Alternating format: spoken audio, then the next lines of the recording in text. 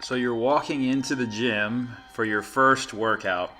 You take a look around and immediately you are overwhelmed by the amount of choices. You may be thinking, man, I want to do this, but where do I start? So I put together 2 easy workout blocks to get you started on your workout journey. First, I want you to find some sort of back pulling exercise like a lat pull down or maybe a cable back row. Next, I want you to find some sort of pushing machine or maybe a push-up. You're going to alternate between movements with no rest, 6 total rounds for 12 reps each set. After you've completed your first block of movements, now we're going to move on to squatting and pressing. If you're a little unsteady, feel free to use a bench to stabilize yourself. Again, try to keep moving. There is no rest. You're bouncing back and forth between squats and shoulder press.